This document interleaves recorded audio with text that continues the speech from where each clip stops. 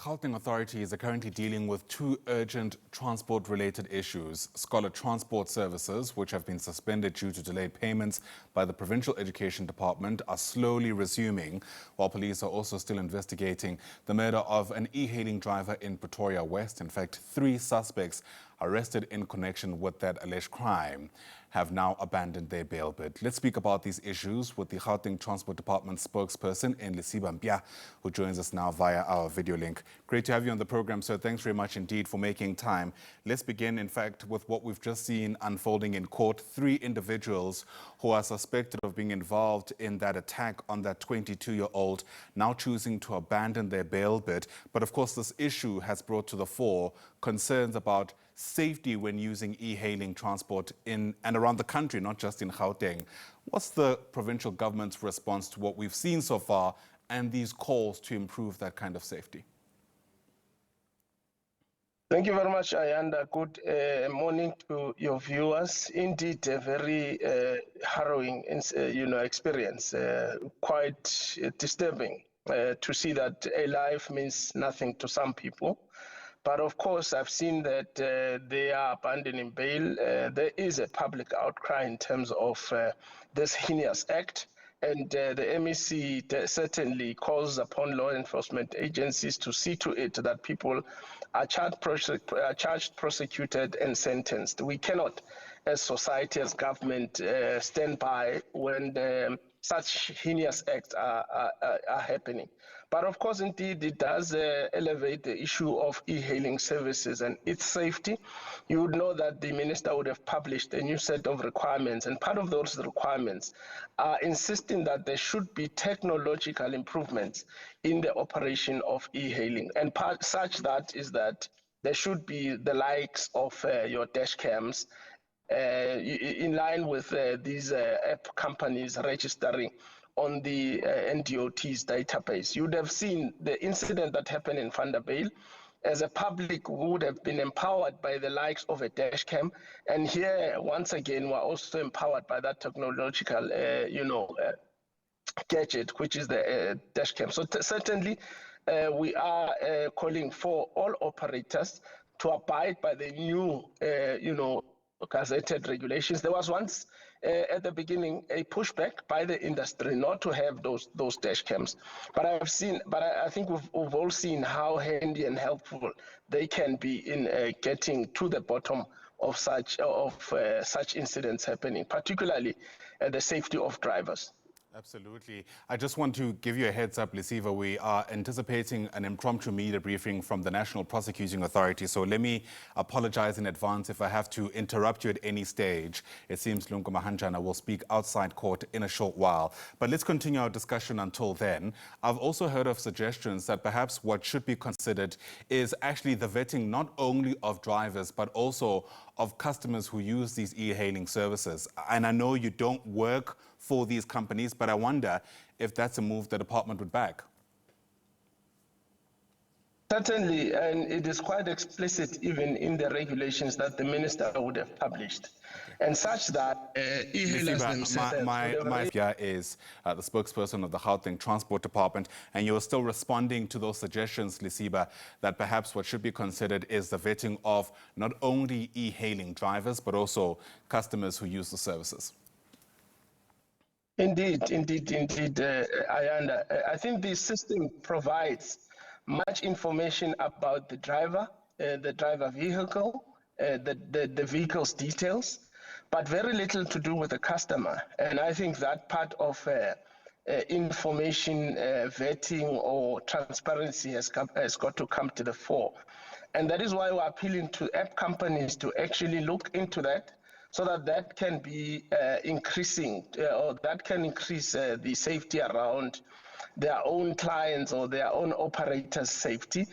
But part of that is also going to assist us as a public to ensure that not only are we getting into a safe environment, but those around us are also going to endure that particular safety.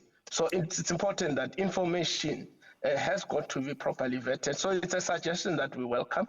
However, it has found expression in the foresight that the minister would have had when she published the regulations. And as I've said in the beginning, the industry was taking the requirements not in good taste. However, we have seen how efficient and how helpful those requirements can be. You say this has found expression in those new regulations. In what way?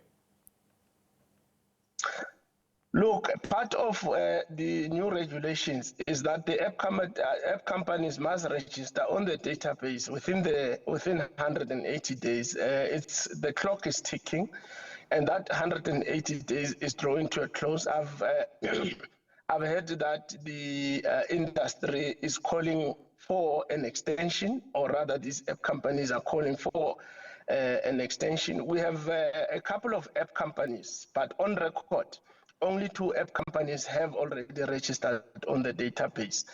And part of what must happen is that once an app company has registered on the NDOT database, then it means that whomever is going to be using that particular app automatically will be able to find himself on the state's servers, such as the e-NATIS, as well as others, other software that house such technology. So it's going to be an integrated system where we are able to have information of the app companies, the kind of economic conditions they are subjecting the e-hailers to. But part of the requirements as well is that they have got to have these dash cams in their vehicles. It's part of the expression, or it's part of the regulations that I'm saying that the suggestions have already found expressions. Ours is to call for a greater, pool of cooperation from the industry itself. Sure, but do the regulations as they stand say anything about getting the information of the customers who are requesting a ride? So I hear what you're saying about the drivers themselves, but in this particular alleged crime, it was the customers who it seems were the suspected criminals. No, and that is why we are saying that we do welcome those suggestions that will give a greater transparent overview to the driver. We did indicate that part of the only information that one would have is driver information, but very little to the client's information. So we welcome the fact that the industry is calling for a greater part of transparency in terms of the details that have got to do with the client. Got you.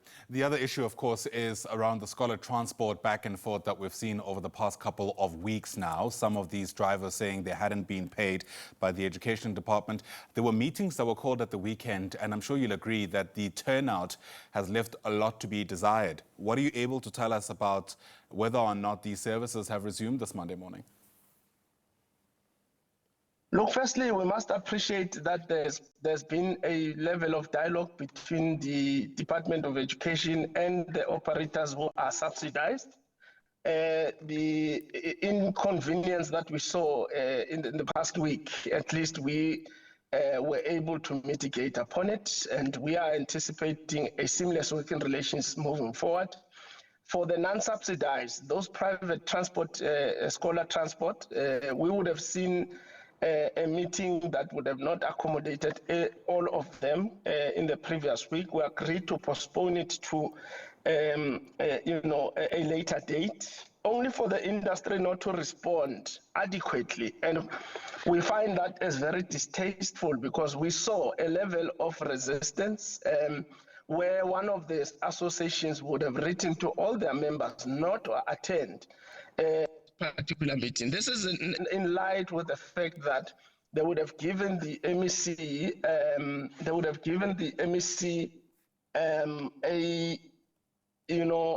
a memorandum of grievances, and the MEC would have indicated to say, look, the issues that you are raising are not new, so I'm ready as in tomorrow to respond to their issues.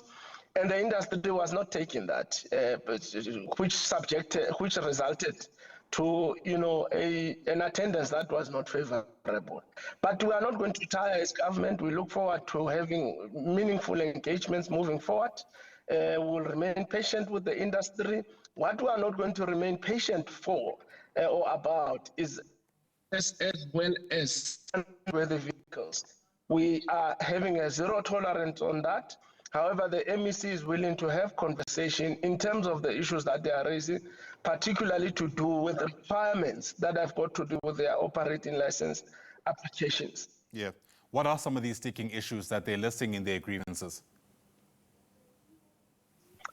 Look, they are raising issues of impoundments of their vehicles. They are saying that they are requesting government to reimburse the fees that they would have paid. Some of them who would have went and fetched their vehicles which were impounded.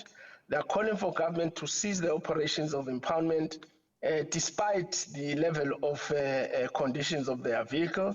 They're also raising issues around public liability insurance, that the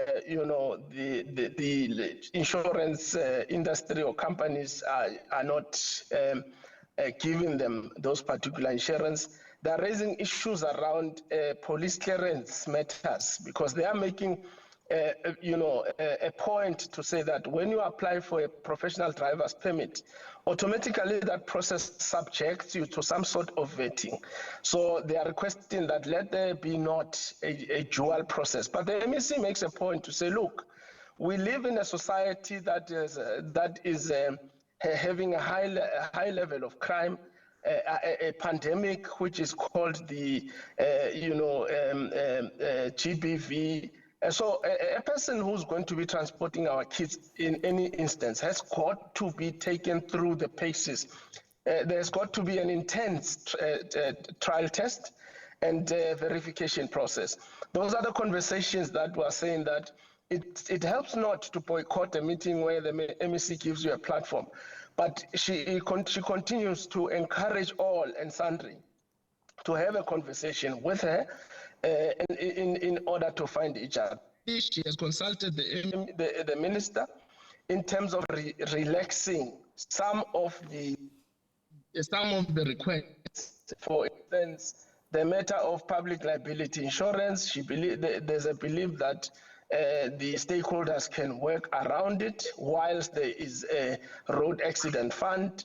That is why we're saying that their issues are not far off from the department. The only thing is that the department and the MEC will not bow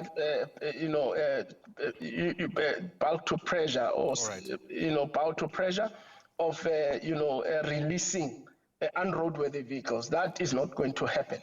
Of course, the concern is what happens in the interim. We'll keep a very close eye on the situation as it continues to unfold. For now, Lesiba Mpya, the spokesperson of the Gauteng Transport Department, thanks very much indeed.